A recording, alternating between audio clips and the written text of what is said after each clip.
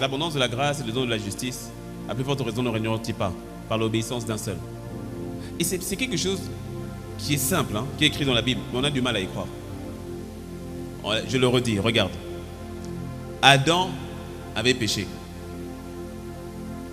Toi et moi, nous étions dans Adam. Tu es né, toi aussi après tu as commencé à pécher. Bon, qu'est-ce que toi tu as fait pour devenir pécheur? Je te pose la question. Qu'as-tu fait pour devenir pécheur? Non, réponds.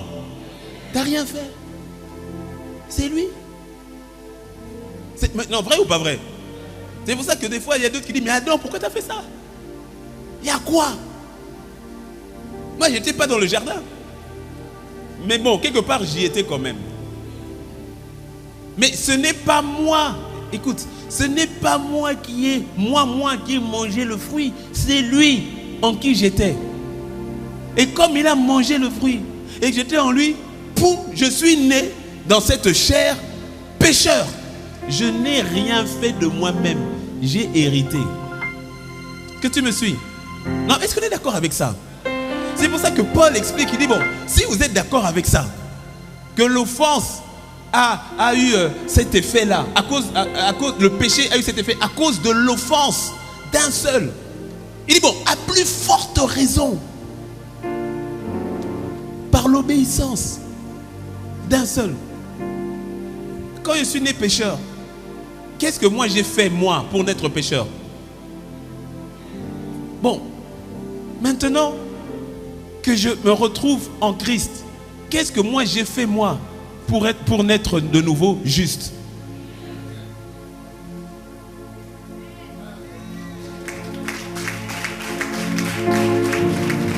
Qui,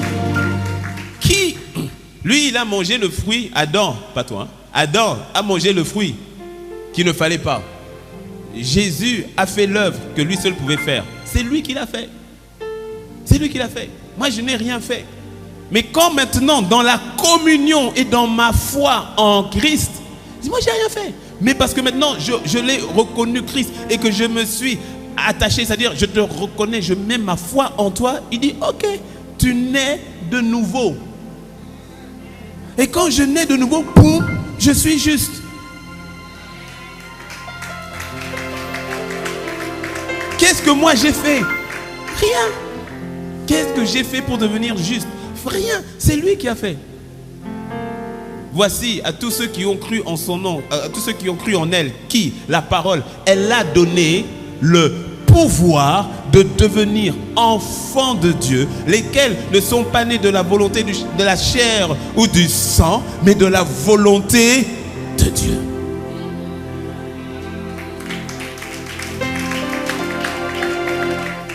Et à partir de ma position en Christ, de ce que lui il a fait, c'est à partir de là que j'accomplis des œuvres justes.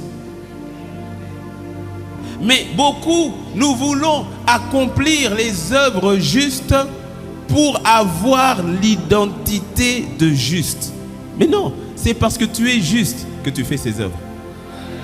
C'est pas parce que tu fais ces œuvres que tu deviens juste. À tous ceux qui ont cru en son nom, qui ont cru en la parole, elle a donné le pouvoir de devenir. Le pouvoir de devenir ne sont pas dans tes œuvres. Le pouvoir de devenir t'a été donné par son œuvre.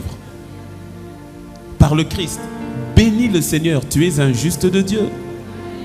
Ton amen est petit.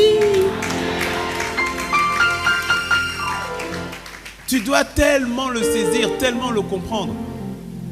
Alors, beaucoup veulent être des justes parce qu'ils font le bien. Parce que je fais le bien, je suis juste. Ça n'a rien à voir avec le bien ou le mal. Oh. Ça n'a rien à voir avec le bien ou le mal. On peut aller un peu plus loin. Je t'ai dit, je prends ma casquette d'enseignant. Rappelle-toi, dans le jardin, on met souvent l'accent sur l'arbre de la du bien ou du mal. Mais attention, dans le jardin, le premier arbre spécifique qui est mentionné, c'est d'abord l'arbre de vie. Parce que dans le centre du jardin, il y avait deux arbres. Il n'y avait pas qu'un seul arbre, il y en avait deux. Il y avait l'arbre de vie et l'arbre de la connaissance du bien et du mal. Dieu dit à l'homme, dans Genèse 2, il dit, tu pourras manger de tous les arbres du jardin, donc y compris l'arbre de vie, mais tu ne mangeras pas d'un seul arbre. Dieu lui donne tout à manger. Il dit, il y a juste un, ça, tu as des milliers, il y en a un, mange pas. Et il va aller manger cet arbre-là, le fruit de cet arbre-là. Mais il y avait 2 arbres dans le jardin. Et tu vois, dans l'arbre de la connaissance du bien et du mal, dans le fruit là, il n'y a pas que le mal. On n'a pas dit l'arbre de la connaissance du mal. On a dit l'arbre de la connaissance de quoi? Du bien d'abord. Et du mal ensuite.